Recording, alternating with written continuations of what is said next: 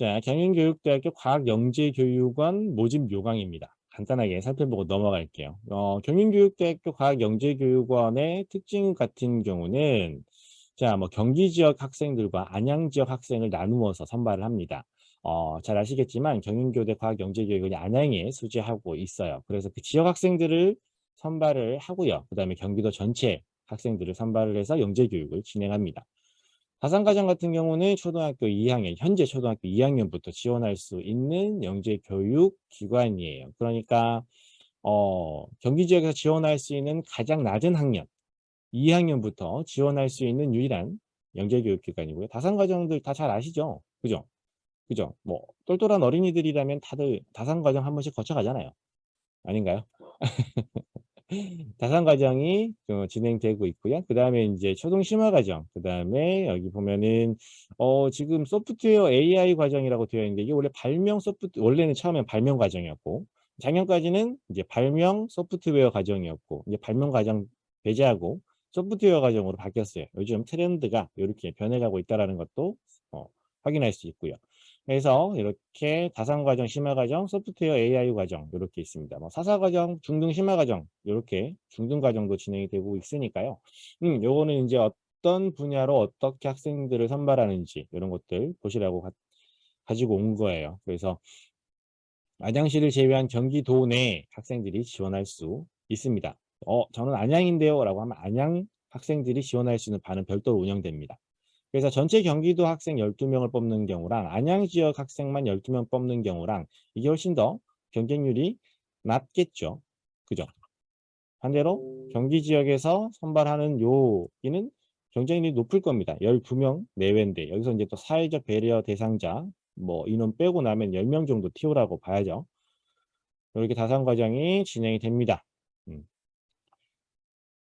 자, 어떻게 진행이 되나요? 세부적인 일정들을 좀 살펴보면요. 자, 여기서 제가 뭐 이 일정도 확인하시는 것도 괜찮은데 제가 이 자료를 가지고 온 이유는 여기 요 내용 여러분들 좀 보시라고 1차 전형으로 진행이 됩니다. 서류 접수, 추천서 접수 이렇게 서류 접수에서 1차 전형이 진행되고요. 2차 전형에서 심층 면접이 진행됩니다. 2차 전형에서 심층 면접이라고 해서 학생들이 대면 면접만 진행되는 것이 아니라 학생들이 문제도 풀어서 그 문제를 푼 내용에 대한 그 평가도 같이 함께 받게 되고요. 1차 전형에서는 제출해야 하는 서류가 자기소개서랑 경인교대 같은 경우는 동영상의 형태로 동영상으로 본인의 영재성이나 잠재력을 음, 드러낼 수 있는 영상을 찍어서 제출을 해야 합니다. 어떤 내용인지 자세하게 설명을 드려보면요. 제출 서류에 1차 서류 전형으로 제출해야 되는 제출 서류에 자기소개서 포함이 되어 있어요. 자기소개 양식은 이따 좀 이따 살펴보시고요. 동영상이라고 하는 제출 서류가 있어요. 이게 동영상을 제출하는 거는 원래 이제 산출물을 서류 형태로 제출했었는데 코로나가 터지고 나서 학생들이 이제 뭐 면접도 어렵고 어떤 그런 평가가 온라인으로 진행돼야 되다 보니까 학생들에게 본인이 한 탐구를 발표하는 영상을 찍어서 보내라라고 이렇게 서류를 받기 시작했어요. 그랬는데 올해도 계속 유지가 되고 있는 상황입니다. 동영상의 내용은 학생의 열정, 영재성, 잠재성을 보여주는 그런 자료를 제시하고 직접 설명하는 영상. 학생 얼굴이 나와야 되고요. 뭐 PPT를 통해서 띄워놓고 녹화하는 이런 건 안 되고요. 예, 이렇게 제작을 해서 보내줘야 되는 그런 서류가 특별히 이렇게 준비되어 있어요. 경인교대 과학영재교육원을 준비하신다면 학생이 어떤 산출물이 있어야 되고요. 그 산출물을 동영상의 형태로 학생이 발표해서 제출할 수 있어야 한다라고 하는 거, 이런 것들도 기억해 두시면 좋겠어요. 자, 전반적인 내용을 다시 한번 제가 정리해 드릴게요. 경인교대 과학영재교육원 같은 경우는 경기 지역 혹은 안양 지역 학생, 초등학교 2학년부터 중학교 1학년 학생들이 지원할 수가 있습니다. 영재교육기관을 수료한 경험이 있어야 지원할 수 있어요. 다산 과정만 제외하고요.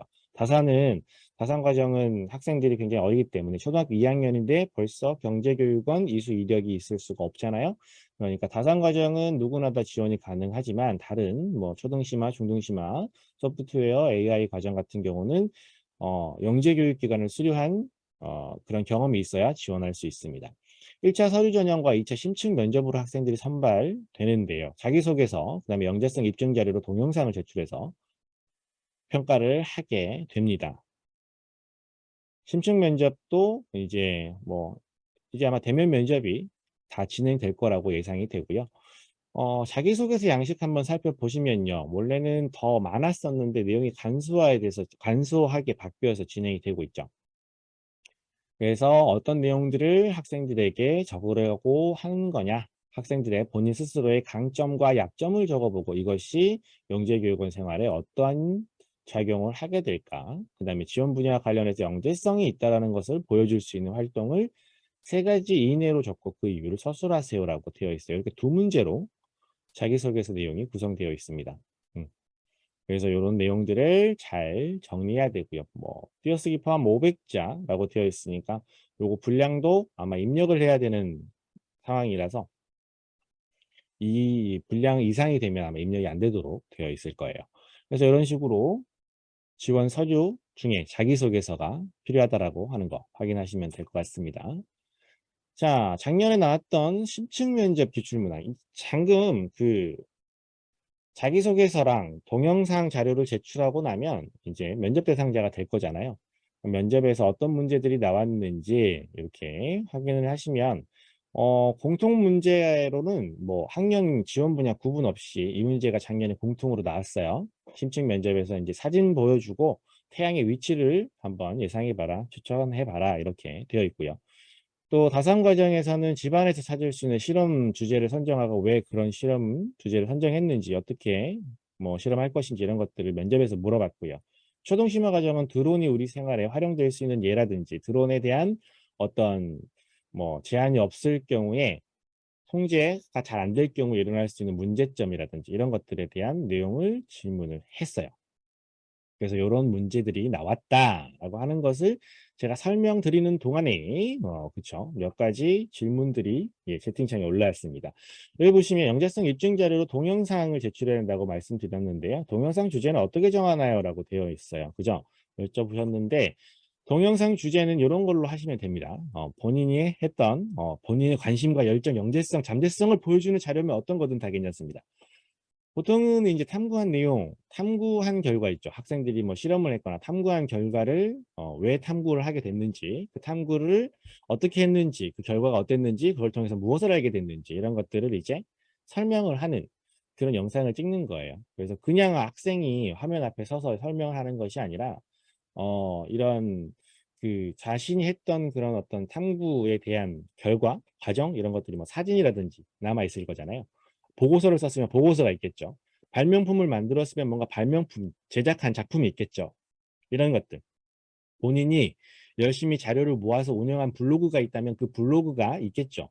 학생들이 만들어서 올려놓은 영상들, 유튜브 채널을 운영하고 있다면 그런 채널이 있겠죠. 이런 것들을 직접 보여주면서 보여주는 방법은 다양하죠. 보여주면서 본인이 왜 그런 활동을 했는지 어떤 활동을 하고 있는지 이게 나의 어떤 장점으로 작용할지 이런 것들을 영상에서 스스로 이야기하는 겁니다. 다산 과정은 초등학교 추천을 받아야 하는 건가요? 추천서는 다들 있습니다.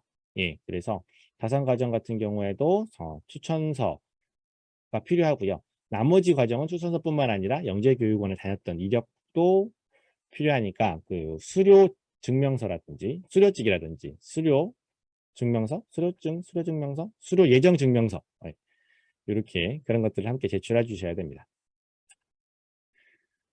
자, 여기 살펴봤고요. 그 다음에 자기소개서 양식 봤고요. 기출문제 어떤 문제 나왔는지 이렇게 보여드렸습니다. 그러니까 어떤 내용들을 학생들이 공부해야 되는지에 대해서 좀 감을 잡으시라고 이렇게 말씀을 드리는 거예요.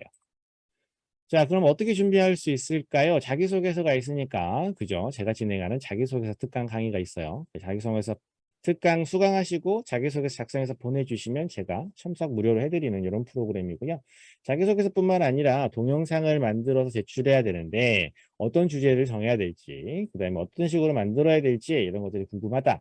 자기소개서도 같이 도움 받고 싶다라고 하는 그런 분들을 위해서 제가 해마다 진행하고 있는 컨설팅 프로그램이 되겠습니다. 온라인으로 진행이 되고요. 자료를 이메일로 주고받으면서 진행되는 프로그램이니까요. 참고해 주시고요.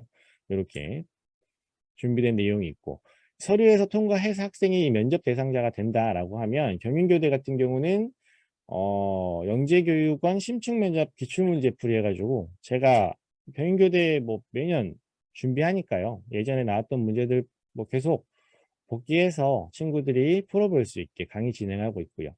그다음에 면접에서 어떤 공통 문제만 있는 것이 아니라 학생이 제출한 서류라든지 영상, 동영상에 대한 내용들을 직접 물어볼 수 있는 그런 면접들, 개별적인 질문들이 나오기 때문에 또 아까 앞에서 말씀드렸지만 면접을 한번 경험해본 친구와 경험해보지 않은 친구들 사이에는 굉장히 큰 어떤 차이가 있어요. 해마다 진행을 해보면 제가 그 모의 면접을 진행한 학생들은 대부분 합격을 하더라고요. 그러니까 저랑 먼저 면접을 진행해 본 경험이 영재교육원 면접에서 잘 효과적으로 작용을 하는 것 같아요. 근데 서류에서 잘 합격해 놓고 약 뭐 1.5배수, 2배수 정도 뽑거든요. 뭐 많아야 2배수 정도 뽑아요. 그런데 면접에서 떨어진다고 하는 거 굉장히 아깝잖아요. 그래서 이렇게 모의 면접을 진행해 보면서 학생들이 어떤 면접 관련된 경험이라든지 나오는 내용들을 어, 접해보는 것이 좋다. 그래서 앞서서 1차 서류 전형을 준비하는 방법, 두 번째 면접까지 이렇게 어떻게 준비하시면 되는지 설명을 드렸습니다.